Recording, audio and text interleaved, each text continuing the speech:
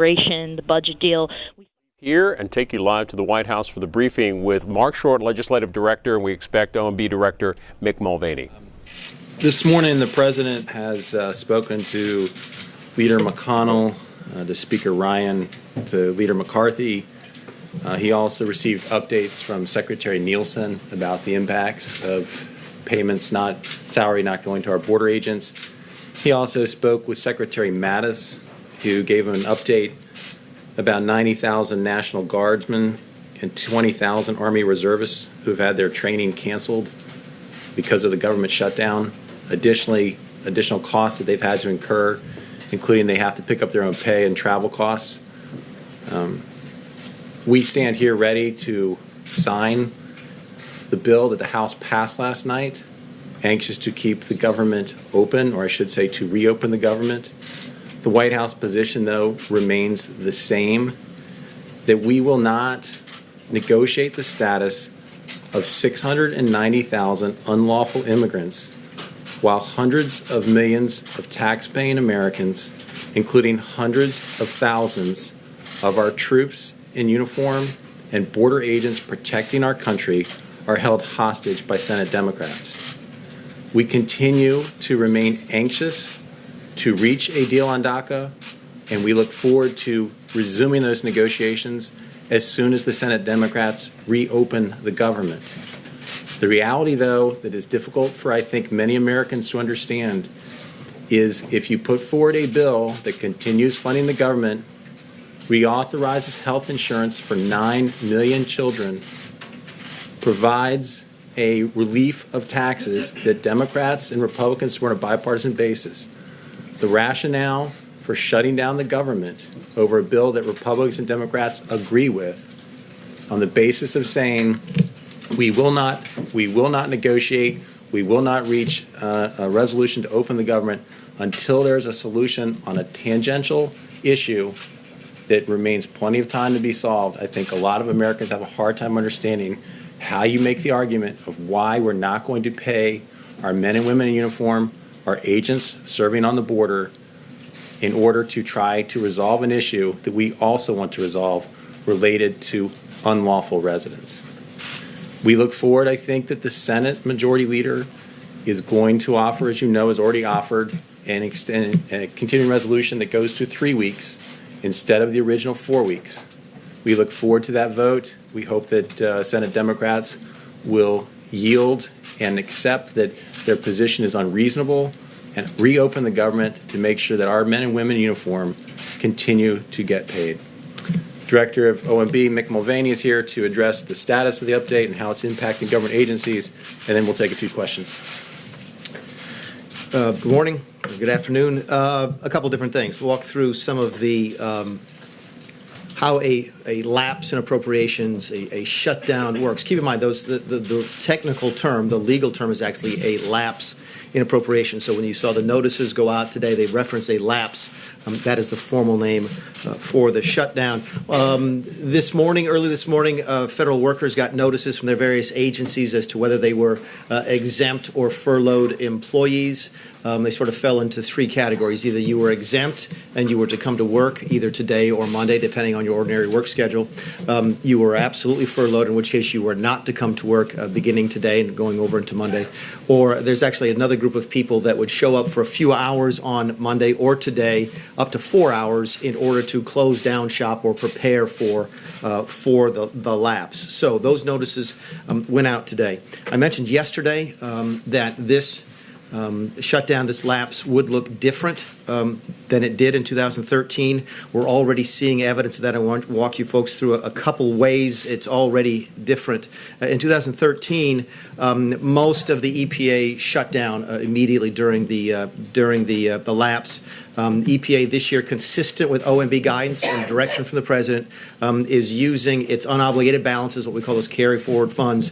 Most of the agency will remain open, unlike several years ago. Mine safety inspection, the number of inspectors that will be on the job for mine safety inspections will increase from 25% of the total in 2013 to 50%. Here again, part of the administration's intentional plan to use unobligated funds that are already at the agency, something the previous previous administration did not emphasize. Cybersecurity.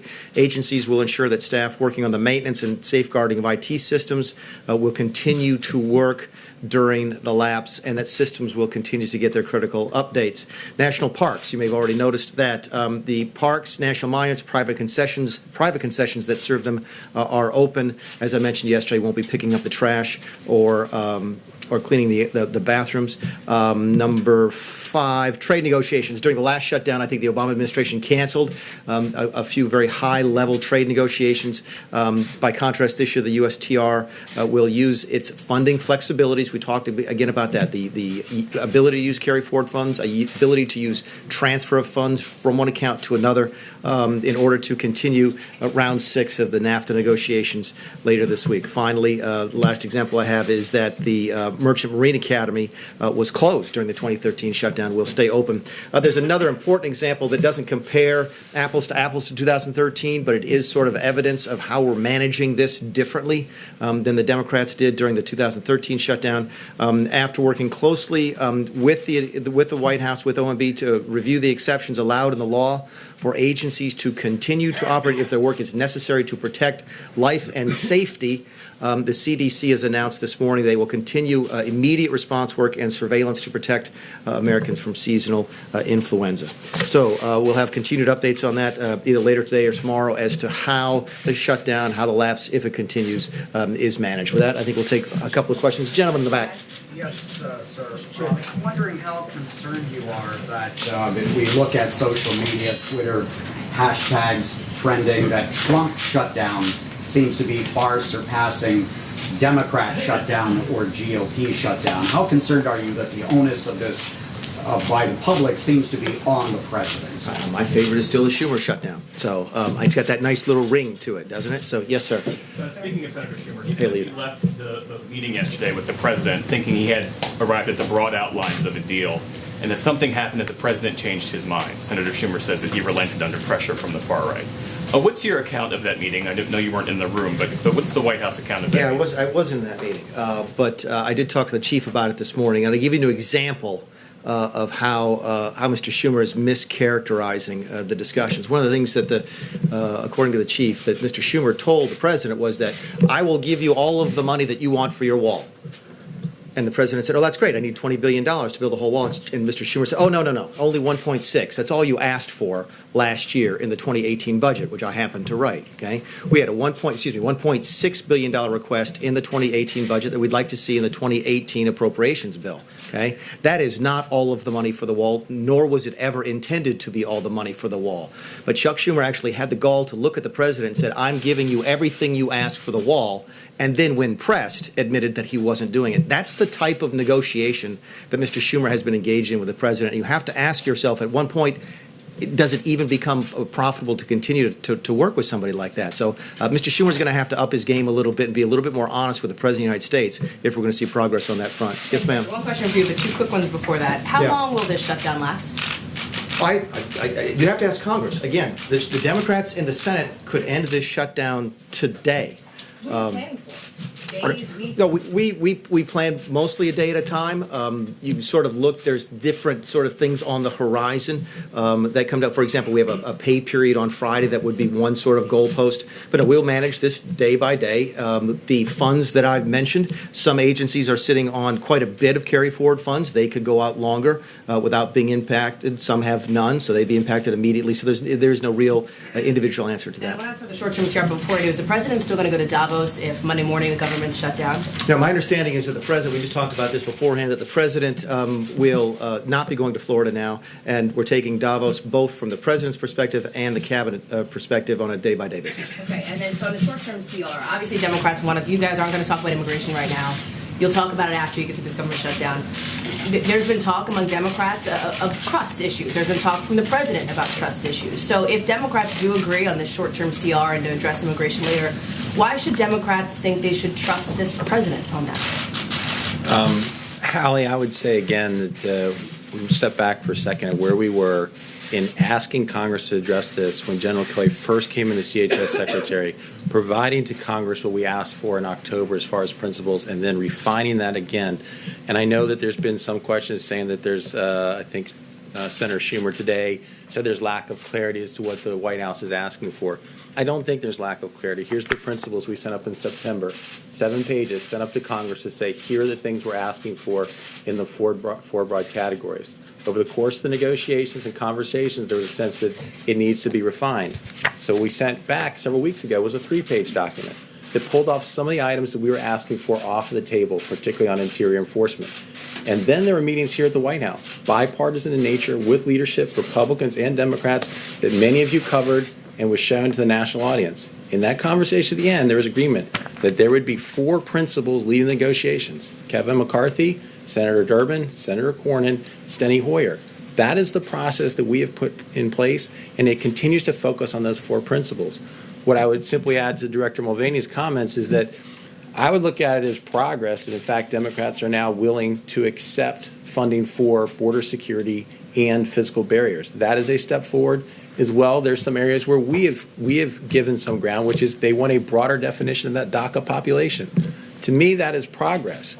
All the more reason as to, if we're making progress, why are we shutting down the government? Why are we shutting it down? We were making progress. We're anxious to resume those conversations, but we're not going to be held hostage and let our troops be held hostage over this. When they reopen the government, we will continue the discussions. Marc, can I ask you a question about this is the 1-year anniversary of the president being sworn into office. How does this White House feel to have a shutdown 1 year after the president was sworn in?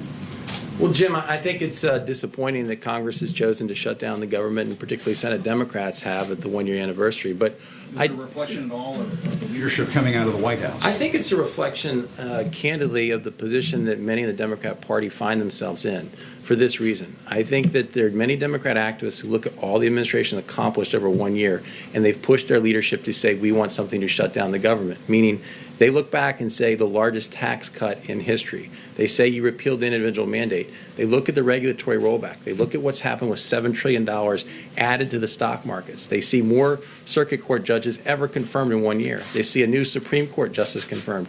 Those are things that we look as tremendous progress, but I know that they're captive by a small base in their party, and they're saying we demand a shutdown. So I do think they're related. They look at the accomplishments of the last year and all that this administration has accomplished, and their reaction is, because we can't beat them, what we're going to do is we're going to shut down the government. Can I just And this, Director Mulvaney, just for the benefit of the public, can you go over, and I have another substantive question on the politics, but on entitlement payments, Social Security, Medicare, can you, just for the public, let them know just reaffirm what that happened, the conversation we had yesterday. regardless of how long this lasts, what happens and what are the implications Yeah, there? the technical answer is that if the source of funds is non-appropriated, mandatory would be the largest component of that, then the funds will continue to flow. The practical application of that general rule is that Social Security checks will go out. And any other entitlements covered by that guarantee as well? Again, if it's not appropriate, generally speaking, the answer is yes. Okay. So, Marc and Mick, for both of you, either worked for or you were a member of Congress at times when you thought it was a matter of principle, when you had political leverage to withhold votes on behalf of a principle you thought was important, ideologically. Do you have any sympathy for Democrats who believe they are doing that now under these circumstances because they believe, as a matter of principle, and it might be politics, but Marc, you know this, and Mick, you know this, back when you were doing that, you were accused of being the small base responding to activist pressure to do something that was And I suppose viewed that by the I administration. might have as a lot well. more sympathy if I hadn't been accused at that time of being an arsonist. But keep in mind, this is different in that in 2013, we were being asked to vote for something that we did not like. The funding bill that was put before us in 2013 included funding for Obamacare. We objected to that, and for that reason, refused to vote for that funding bill. We have a funding bill today sitting in the Senate that senators do not oppose. They support all individual pieces of it. We've talked about CHIP. We've talked about the delay in the Cadillac tax, the medical device tax. Talked about the fact that they're generally okay with CRs. That's one of the primary differences there. We were asked to vote for something in 2013 that we did not approve of. That is not the circumstance here. Here they are simply taking advantage of the situation to insert not only a new topic, but Marc may have mentioned this earlier, they've now introduced even another topic. I think you heard Mr. Schumer talk about just earlier today. Now they want to talk about bailing out union pension funds. That's a new $60 billion topic that has been interjected to the conversation today. So clearly, things are out of control on the Senate side. Do you really believe Democrats are not negotiating in good faith, and therefore this can't be resolved? You can't. I don't think it's ever fair to get into somebody else's mental state. I don't know what happens in your mind. You don't know what's happening in mine. So I don't want to speak to someone else's good faith. I'm just saying it's extraordinarily difficult to negotiate with people who won't vote for something they like in order to raise a non-financial, non-fiscal issue as part of a spending bill. We got time for one more. Yes, sir. Mr. Trump was critical of President Obama's handling of the shutdown. He said, you have to get everybody in a room. You have to be a leader. The president has to lead. Why isn't he following his own advice? I guess I would say that is what he is doing. If you look back to last week in the meeting that he had to discuss DOC, which seems to be the one issue they have complaints about, he brought together 20 different members from both the House and the Senate in a bipartisan fashion. He's continued to remain on the phone. He helped to encourage the bill that got passed in the House on Thursday. It was his influence to help make sure it passed to keep the government open. And following up on Major's question, just to, I think, reinforce what Mick said, I think that what's hard for us to understand in other times when there's been, I think, an argument over principle, there is nothing in this bill Democrats say they object to. Yet it's like a 2-year-old temper tantrum to say, I'm going to take my toys and go home because I'm upset about something else. It has nothing to do with this bill. And Senate Democrats are basically conducting a 2-year-old temper tantrum in front of all the American people. Marc, Matt? What's the shortest CR the White House would be willing to accept? You said there would be a 3-week CR offered in the Senate. Some Democrats have said they'd vote for something that's days long. What's the minimum this White House would take? Matt, I'm not going to negotiate that in the national press or what we would or wouldn't take hypothetically. I think the reality is that there's a bill that passed the House the president said he would sign to give us 4 weeks to continue the DACA negotiations. We have now agreed to reduce that to 3 weeks. We think that that is a concession on our part. Leader McConnell has offered that. I hope that Democrats come to their senses and support that and keep the government open. Marc, I know yesterday, members of the administration were saying that they felt pretty confident that we would be able to avoid a shutdown by hopefully end of today. Y'all have been up on Capitol Hill today meeting with lawmakers. Based on those conversations, where are you at now? Well, I was confident we would avoid a shutdown because, again, everything in this bill are programs that I think Democrats have advocated for. So I was wrong. I'm not going to get back in the job of handicapping what I think the chances are today.